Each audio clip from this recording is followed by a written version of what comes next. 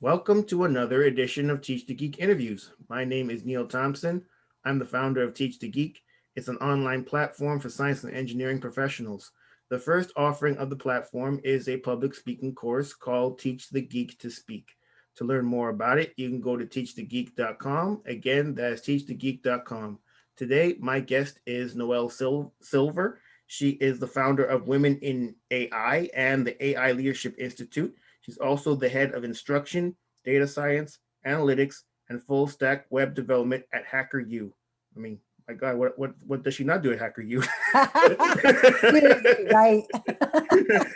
how, how did she get into AI? How did she found these organizations, and what can people get from them? How does public speaking figure into it all? I have questions, and hopefully she has answers, or else this is going to be a pretty short episode. Welcome to I'm Teach. gonna try and keep it brief. Yeah, welcome to Teach the Geek interviews, Noelle. Thank you so much. I'm super excited to be here. Wonderful. So, from the bit of research I did on you, I saw that you got your degree in computer science. What was the motivation for that degree?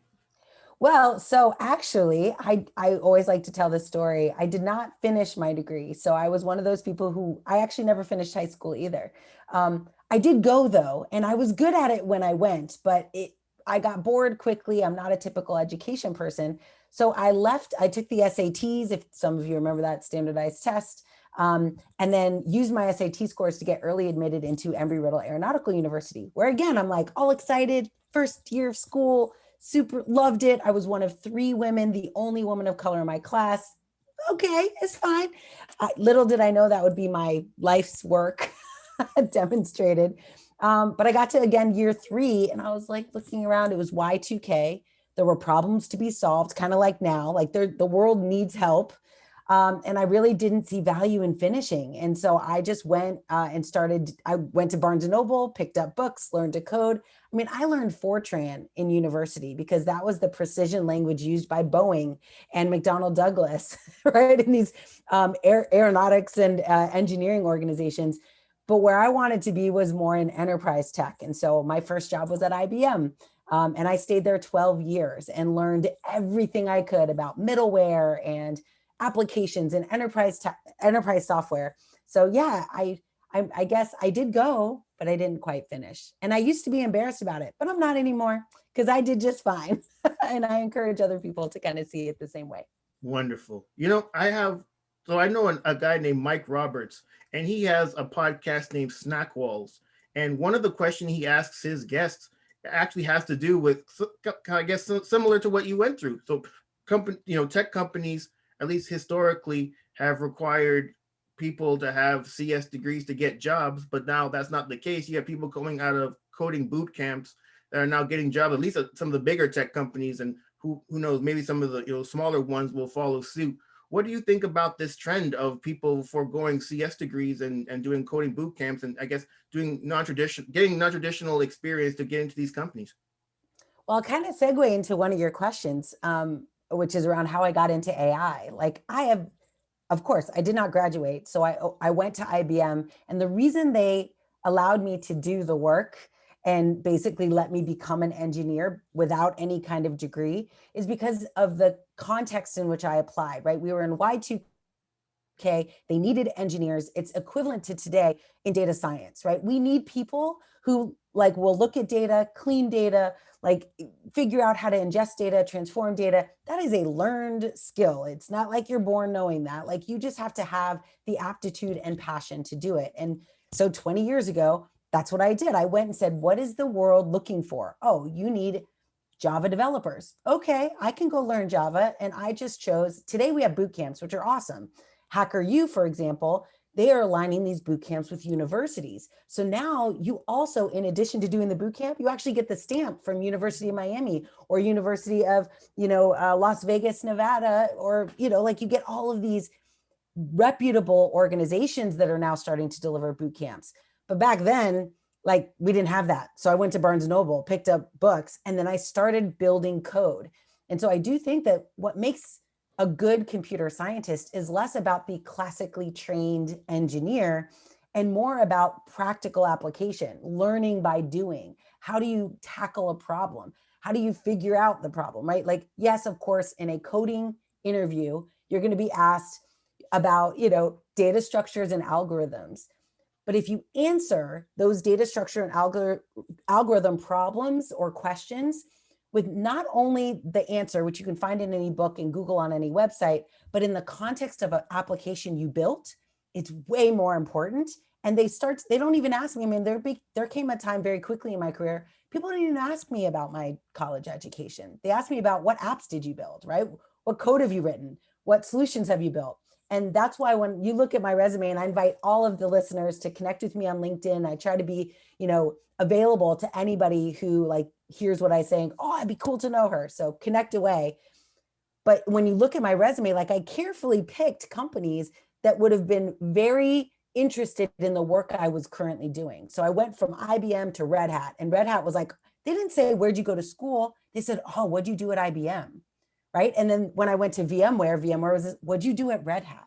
Right. So I started stacking my experiences where my experience became way more important than any perceived value of a degree. I hope that answers the question. Oh yeah, and even if it didn't, I wasn't going to say it. That'd be kind of weird, don't you think? I mean, you took time to speak with me today. I mean, Yeah, of course, but I the answer definitely you're will. going to give is the Yeah, answer you're going to give. Damn it, you know. It's that's like, right. You get what you get, and you hey, don't get take it or what. leave it for real. That's I, right. I come up with a new answer for you. Come on now. I appreciate you. You're so good. so so I'm just out of curiosity. So this is something I've actually wondered about. So now it's possible, at least in some of the bigger companies, to get in without having a CS degree. How difficult is it to move up in these companies without having a degree? So this again relies very much on what you do and how you do it, which is what I try to coach like people who are just a chapter behind me in their career, or maybe 5 chapters behind me now that I'm, been here a long, long time. But one of the things that I really like, Apple, Google, Facebook have all publicly stated that they're not looking, like their algorithm for identifying resumes does not include a degree anymore. And you'll start to see more and more companies. I actually won't even interview at a company that doesn't say or like equivalent life experience or equivalent career experience, because I find, and you could talk to anyone who has a college degree, especially in tech, many of us weren't classically trained as software engineers. Some of the best data scientists I know were classically trained, if you will, in sociology or anthropology or in understanding humans. And now as we move into the age of artificial intelligence, that human understanding is even more critical because we're trying to replicate human understanding into our machines. So I think companies now realize that it doesn't matter. And then once you get in the door, again, you want to leverage that same power of like the work you did is what got you here, not the stamp you got from some university. So what will get you promoted is the work you do within an organization. Now, I don't know, all the demographics of those listening, but as a female minority, as a person of color, those challenges tend to mount up very quickly that don't have anything to do with how hard I work. I mean, I've worked extremely hard in organizations and just couldn't get promoted. But then I left. And that's why you see it's not really volatile. I mean, it's 23-year career and I've been to 5 major companies. That's not terrible, but it's not like I went somewhere other than IBM. I didn't stay anywhere more than 7 years. And so once, a lot of people think, oh, I don't want to switch careers. I don't want to move companies. I don't want to be perceived as someone who hops around. But the idea is you do as much as you can. And I never leave a company without feeling like I've delivered a thing, right? So if I come there to do something, I do it. I tell my story about it. I document it in my LinkedIn or my resume. And then I try to get that next stage inside that company. If it's not readily available or I don't have a leadership team that sees that in me, then it's my job to go, all right, I've done this work. Who can I show this work to that will see me as a leader? Because I think sometimes we end up, for many reasons, loyalty, fear, we end up staying in a company that doesn't honor our, or doesn't respect the fact that we have ambition and we want to do greater things. And they're just like, no, no, no, we hired you for this little box. If you could just stay in that box and be quiet, that would be better. And I've been in so many companies, all the companies that I've worked at, I've felt that sensation. But many of us, we're ambitious people and we want to do great things. And so I don't let an internal limitation limit my holistic view of what I can do in my entire career. How does data science relate to AI, if at all? Oh, yes, they're tightly related. So, artificial intelligence is this generic term used to represent computers who make decisions or at least provide um, basically confidence levels in a decision that we're trying to make. So I'll give you a very simple example, right? We all know Netflix. It says, oh, based on the fact that you're Noelle and you happen to like Star Wars and you liked, Midnight Sky, we really think you're going to like this. And artificial intelligence says, I don't need a human to look at me and go, yeah, I think you'll like this. Like, that's ridiculous. Nobody's going to do that. We could write a piece of software that says, 25, 100% of the people that like this movie also like this movie. And we've seen that for a long time, especially in Amazon. So data science is the art and science, but it's very much an art of actually using statistics and probability to derive those outcomes from data. So it's not enough to just collect data. I spent 10 years of my career telling companies, collect data, put data in, collect everything you can. And then it turned out that that data it doesn't do anything by itself. You need a data scientist, a data analyst, somebody who understands the data and the truth of that data, what it's trying to tell you, in order to make anything, any outcome available to a company. So data science is the act of taking data that companies are storing and actually making sense of it. We often say in the industry, turning chaos right into control, like being able to actually do something with the information that you're collecting, not only about your business, about your employees, about your customers. So yeah, they're tightly connected. And I always tell people, man, if you could get into data science, like it's just like me. I had no reason to go into enterprise Java. I did it because I saw the world needed it. And so if you're wondering how to break into tech, the world needs people who care about data.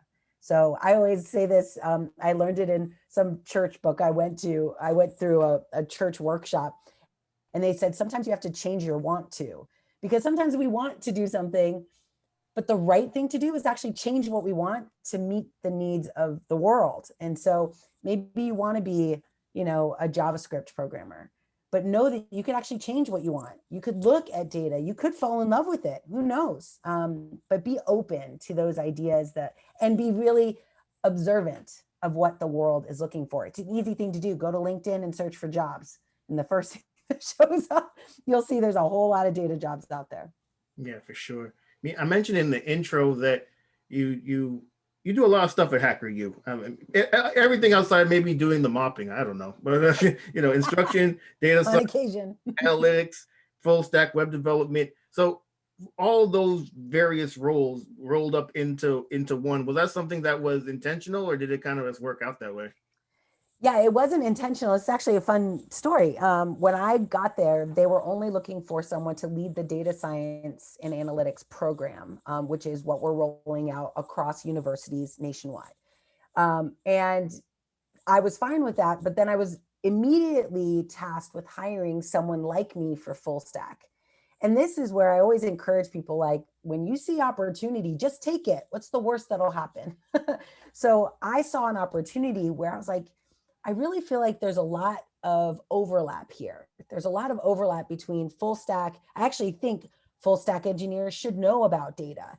Data people should know about the delivery or user interface that's going to be used to represent their data. There's a lot of overlap. And so I petitioned, or I didn't have to, my CEO said, we'd love for you to just be an interim head of both programs. Um, and I was like, that makes complete sense. And then what I always encourage people to do when you have an opportunity to build a team is first look at building a team that represents as many diverse perspectives as you can. And I'm not just talking about brown people and black people and white people. Like, I'm also talking about introverts and extroverts, people who are empathetic to those with special needs, cognitive disabilities, people who, maybe are deaf. Like, cerebral palsy is a disease that has, hurt certain people. But some of my favorite, best engineering colleagues have like Parkinson's or, different things that inhibit their physical person, but their brain is incredible. So how do I make sure that I am looking holistically at the industry and pulling those people to me? But then once I pull them to me, I want to make sure that I give opportunity for people to move into that leadership. So I often have people come to me and they're like, how did you create your team like this? How is it even possible that you created a team? And the words they use, I think, are interesting. They'll say, you created a team that could survive even if you left. Like you basically have put yourself out of business. And so it looks like I'm doing a lot, but I actually choreographed the creation of that team where I have a head of data science and I have a head of full stack and they report to me. And so, but they started off as just a dev. And I think hiring from within is an amazingly powerful tool for managers to empower people who already are ambitious and want to take on more.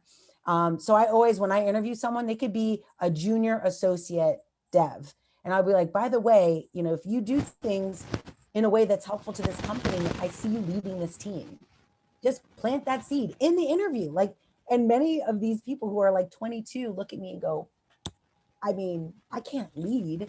And I'm absolutely, and I now have someone just like that, someone who just got out of college, is our top performer on the team, and I just made them the lead. Because that's what makes a good team. But yeah, so that's why I do all the things is I take it on and then I create a powerful, like powerhouse team of people who can help me deliver it. So I am definitely an example of I don't do it alone. I couldn't, as you see, that list is ridiculous. I can't do that by myself. So I hired people to help me achieve the dream. So is there ever going to be a the initial? Are you ever going to fulfill that initial goal of getting that head of full stack development, or is that out the window? Yeah, no. As soon as I got the curriculum engineers to step into leadership, nope, we decided that we just have one. I'm basically now kind of more of a head of software engineering that happens to include data and full stack development. Got it. Yeah, All right. So I also mentioned that you founded a couple a couple of ventures, Women in yeah. AI and AI Leadership Institute. What was the motivation for founding them, and what do people get from being, I guess, affiliated with both of those organizations? Absolutely. Yes. So when I was at Microsoft, and this is again being one of the things I encourage everyone to do is to practice mindfulness, meditation, like quieting the outside world and just listening to how you think and what you say to yourself.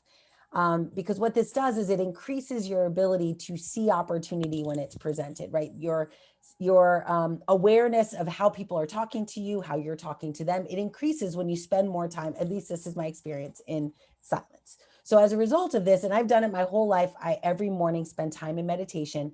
And what ended up happening is I'm in a meeting at Microsoft and I hear of a gap.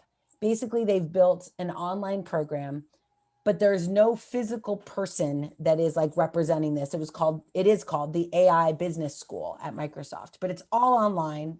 I mean, it's all video based.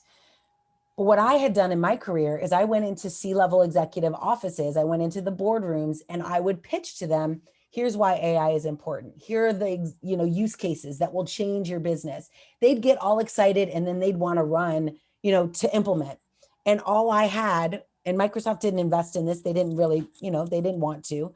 All I had was this website I'd send them to. And I was like, this just doesn't feel right. Like we should have a leadership institute where people could not only go and do the e-course stuff, but they'd actually have, which is part of what AI leadership is, it's the biggest part. They have an executive forum where people from all different industries can come together and talk about artificial intelligence, talk about the challenges, talk about creating diverse teams, talk about, right, creating an AI manifesto and setting, guidelines for how AI will be used in these companies.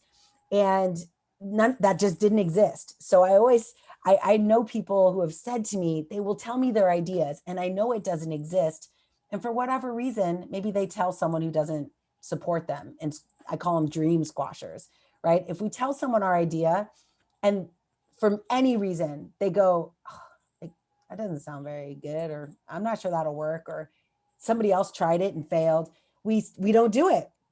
And so I've gotten in the habit, if I get an idea, I just go do it. And so I started both of those initiatives that way, and they've been very successful at keeping me connected to executive leadership, which is a direction I wanted my career to go. So I call it future pacing, right? I was trying to future pace. If I build this company, what will it do? Oh, it'll get me into C-suite conversations because I one day want to be in the C-suite. And I'm constantly moving, closer to that.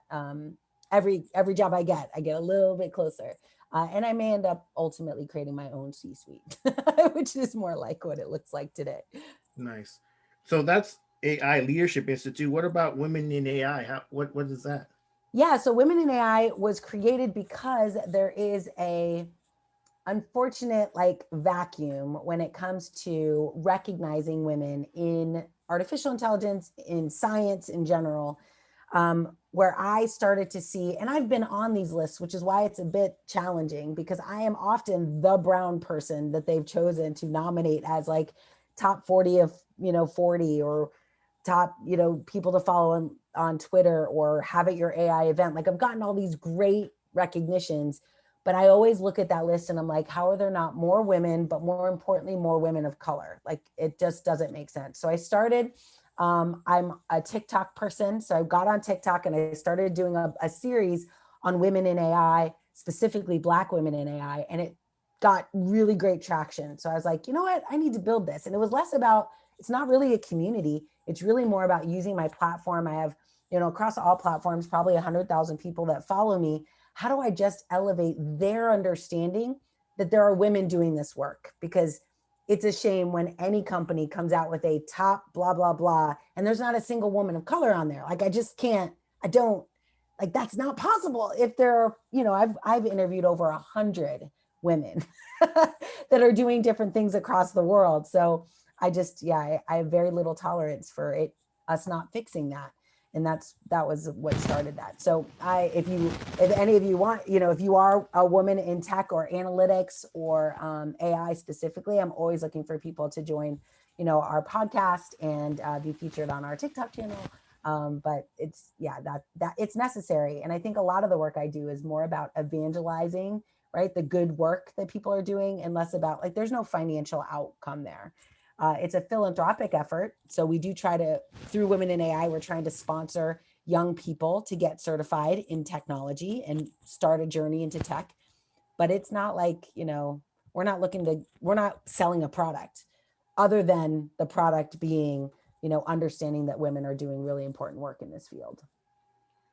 When it comes to public speaking, is that something you were always good at? And if not, what'd you do to get better at it? Yes, I would say probably. I don't think I was always good at it. I would imagine, but I did luck out as a teenager. I was put in a position where I had to speak in front of a lot of people through my church. And I was speaking in front of, 400, 500 people at the age of 16 and 17.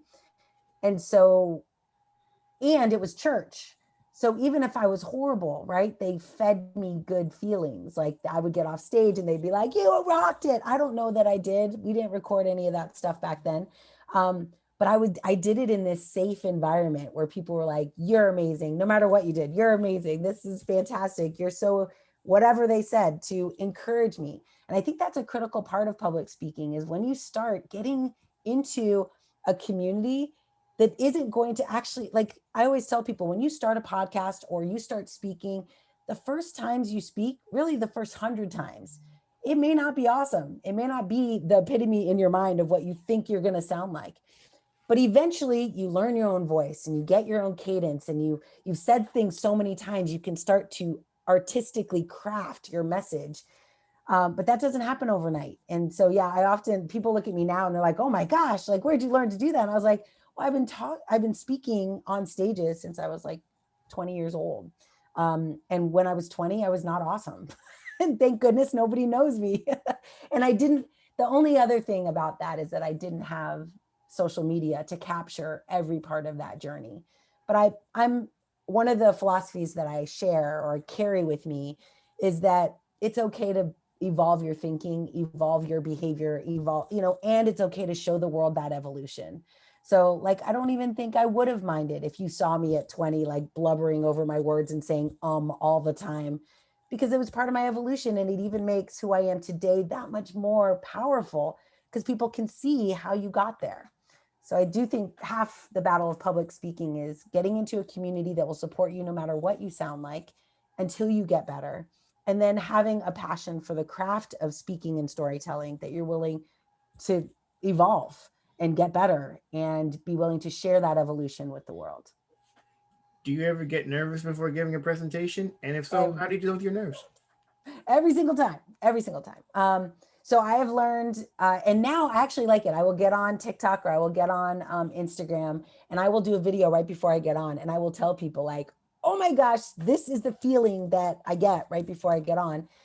And I think it comes down to self-awareness. Like, you are not your emotions. You are not that nervousness, right? That nervousness for me, it happens every single time. The only difference is that I'm now able to decouple myself from it, right? Like, I can, when I get nervous, I can feel the reactions in my body. I can feel like my stomach tightening and the butterflies, and I can feel like my throat kind of like changing. Luckily, I don't get blotchy and all that, but some of us, like, we can feel heat rising in our face. And the more you become aware of it, like, you don't have to control it. Eventually, over practice and habit, your body will realize it. Like, those are fight or flight mechanisms, right? It's trying to get you to be like, you're turning all red, get out of here. Like, it's time to get off the stage. But the more you do it, the more it's almost like breathing.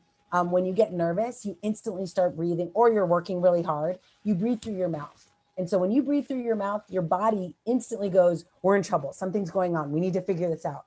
And so just changing your breathing, even when you are in trouble, even when you are tired, when you've run a mile, shifting your breathing to breathe through your nose is this gentle signal to your body, like, it's cool, we're fine, it's going to be fine. So to answer the second part of your question, yes, I'm always nervous. But one thing I do is I just breathe, and I focus on breathing in a way as if not, like, it's no big deal. I got this. Instead of being like, oh my gosh, okay, I can do it. Like, we like psych ourselves up physically and emotionally before we get on stage. So I just breathe, and I try to breathe through my nose and give a signal to my body, like, this is like riding a bike, no big deal. But I do get nervous every time. Yeah, I mean, I think everyone can really relate to, that maybe that hot feeling you get perhaps when you get up there, and maybe that breathless feeling. Not all of us can relate to going red though. No, exactly. I'm like, I don't have that problem, but I have I seen it. I absolutely do not have that problem. If I were to turn red, you need to call a paramedic, because that ain't normal.